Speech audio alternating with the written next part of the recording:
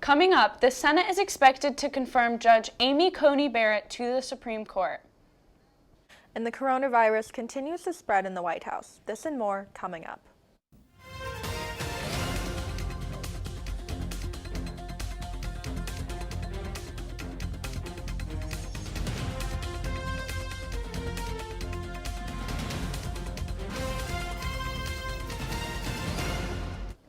Hello, and welcome to WEBN Political Pulse. I'm Carly Bronkema. And I'm Elena Nays. Here are our top stories in politics.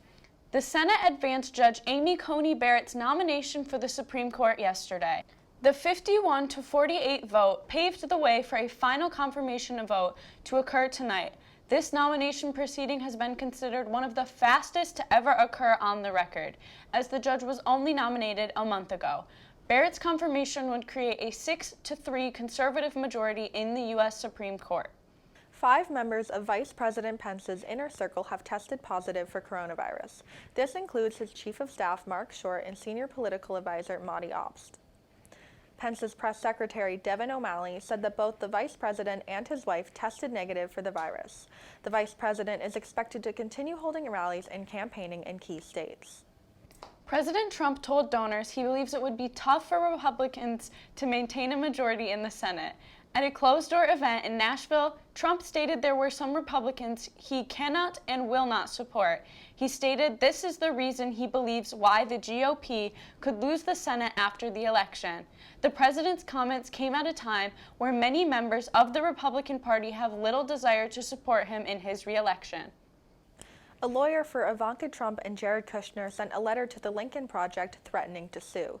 This comes after 2 billboards in Times Square of Trump and Kushner were put up.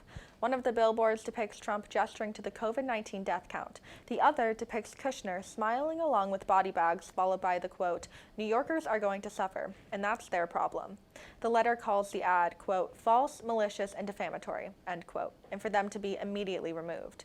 The Lincoln Project, a conservative anti-Trump organization, tweeted a statement saying that the billboards will remain up.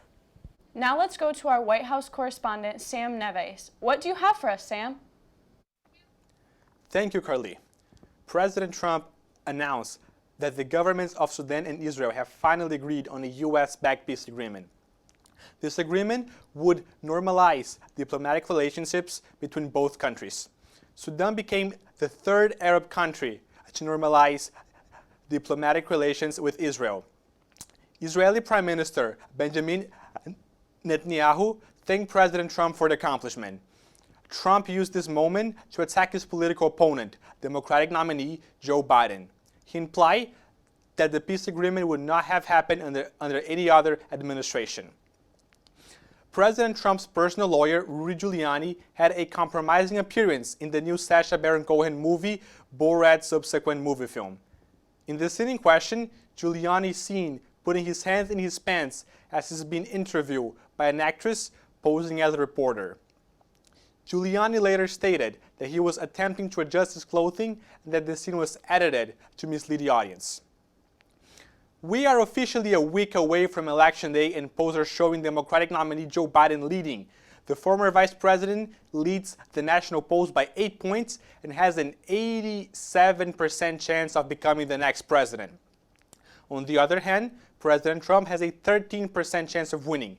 President Trump is focused on winning key states, such as Florida, and at least one of the blue wall states, which are Michigan, Wisconsin, and Pennsylvania. More coverage of the election will be done by WEBN on election night on November 3rd. Elena, back to you. Thanks, Sam. Coming up, how the election could influence the marijuana industry, and a look at Sunday's Boston Red Cloak demonstration. We'll be right back. I'll never forget the day our landlord called and said, "Read your lease. No pets allowed." My owner tells him my dog ate the lease, but that didn't work. And now I'm stuck in a shelter. But this pit bull is ready for a new crib.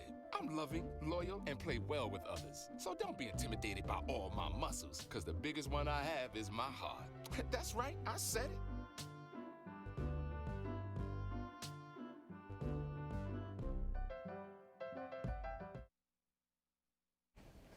Welcome back.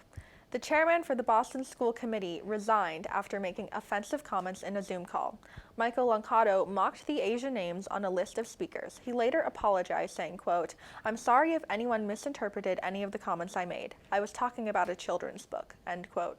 Lancato notified Boston Mayor Marty Walsh on his stepping down after city councilors called for his resignation. The U.S. marijuana market could be majorly impacted by the upcoming election. 11 states, including Massachusetts, have fully legalized marijuana for adults. 4 states are voting on legalization on November 3rd and could begin a domino effect throughout the country. The Republican-led Senate has played a key role in blocking marijuana legalization. If the Senate were to be flipped, it could result in an end to current restrictions on marijuana. Researchers at NYU have been using a digital tool to track how political ads are targeting people before the election. NYU also uses a browser plug that allows Facebook users to share political ads they are seeing. The use of a plugin violates Facebook guidelines, but NYU researchers say they won't comply with Facebook's request to stop, saying, quote, "What we are doing is perfectly legal and is in the public's interest," end quote. On Sunday, protesters in red cloaks and white bonnets organized a stand-in on the steps of the Massachusetts State House. WEBN's Sophia Giordano and Daniela Lobo Rivera have the story. Abortion care is health care. The sudden and fast-paced nomination of Judge Amy Coney Barrett has given rise to protests around the country. Many pro-choice voters and politicians believe that Barrett's confirmation could mean the end of Roe v. Wade. Without Roe, abortion would probably become illegal in 22 states. But here in Massachusetts, some government officials are focused on improving abortion access, not at the federal level, but at the local level.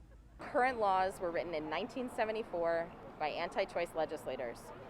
They include inaccurate language, medically unnecessary barriers to care, and a host of other problems. The Roe Act will change that. Senator Rebecca Rausch is a co-sponsor of the Roe Act, a comprehensive plan to expand and protect abortion access in Massachusetts. And with recent developments in the Supreme Court, state lawmakers and pro-choice activists want to pass it now. The Roe Act has been pushed around for a long time in the State House. It should have been passed by now, and now it really is critical. And while the fight to protect reproductive rights is largely centered around Roe v. Wade and the Supreme Court nomination of Amy Coney Barrett, legislators here in Massachusetts are focused on a future where Roe v. Wade doesn't exist. I expect us to lose Roe v. Wade at the federal level, which is why passing the Roe Act here in Massachusetts is so incredibly important. But local pro-life advocates are fighting hard against the implementation of the Roe Act. Their biggest issue? The removal of parental consent and judicial intervention. Organizations like Massachusetts Citizens for Life argue that girls as young as 12 should not be able to have an abortion without an adult knowing. But Representative Tommy Govea, a supporter of the Roe Act, says this argument undermines full-body sovereignty for young girls. We are sending the message that they are not fully equal, that they do not deserve to have full rights over their own body. With Judge Amy Coney Barrett's possible confirmation just days away, pro-choice and pro-life voters are anxiously waiting to see the fate of Roe v. Wade. From downtown Boston, I'm Daniela Lobo Rivera, WEBN News. Stay tuned for our international news section with a look at the Geneva Consensus, an update on Belarus opposition protests, and more, all coming up next. They call me Maxie, but I prefer tripod. I was your above-average four-legged homie, and then wham, bam, minivan. Some people pity me. Now that's lame. I still run, fetch, and swim. And the ladies love me. I'm the ultimate wingman. Just don't ask me to high-five.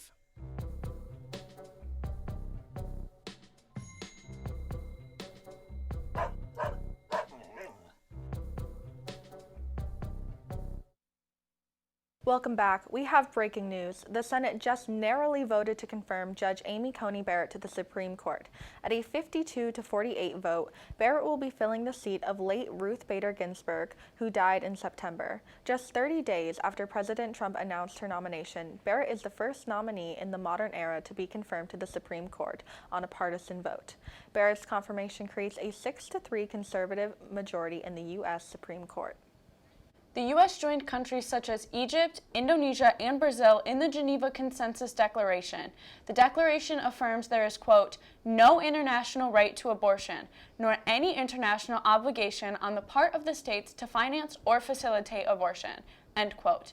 Many of the countries involved have actively broken human rights laws, such as Uganda, which seeks to criminalize homosexuality. This international declaration is receiving backlash, including a tweet from Amnesty International, where it references this decision as a giant step backwards for reproductive rights globally.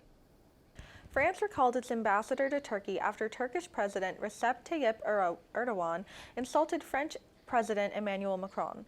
President Macron spoke out after a French teacher was murdered for showing cartoons of the Prophet Muhammad during a class. It is forbidden in Islamic tradition to show depictions of Muhammad or Allah. The Turkish president said that Macron needed to, quote, treatment on a mental level, end quote. French President Macron then recalled the French ambassador for consultation. Now we go to our international correspondent, Anthony Labruto, for more global news. Anthony? Thank you, Carly. Pope Francis nominated the first African-American cardinal on Sunday. Archbishop Wilton Daniel Gregory will be installed at a ceremony at the Vatican on November 28th. Archbishop Gregory currently serves in the Washington, D.C. diocese. Archbishop Gregory is a progressive advocate for stronger penalties for within the Catholic Church. He also has been a vocal critic of President Donald Trump over his recent comments at the St. John Paul Shrine in Washington. Anti-police protests continue in Nigeria this week. Nigerian Chief of Police Mohammed Adamu announced an immediate mobilization of forces in an attempt to stop a recent wave of looting and street violence. The Nigerian president dissolved the controversial anti-robbery squad, better known as SARS, after it was accused of torture and extrajudicial killings. Demonstrations have now turned violent as protesters insist on greater government reform. At least 69 people have died since the protest began on October 7th.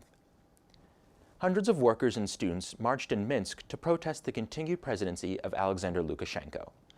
Opposition leader Svetlana Tikhanovskaya issued a statement on October 13th demanding the resignation of the president and an end to police brutality.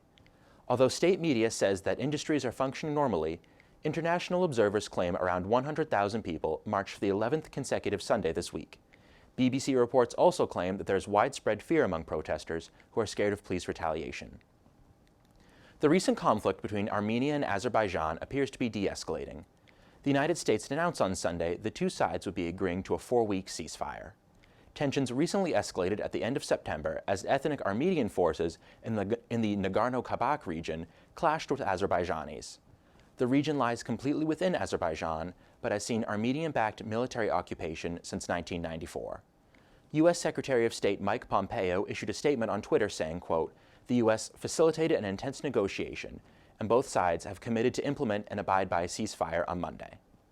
That's all for international news. Back to you. Thanks, Anthony. With the election only 8 days away, there's a lot to talk about. And with the coronavirus pandemic, it has made this year's election unconventional in a lot of ways, especially with voting.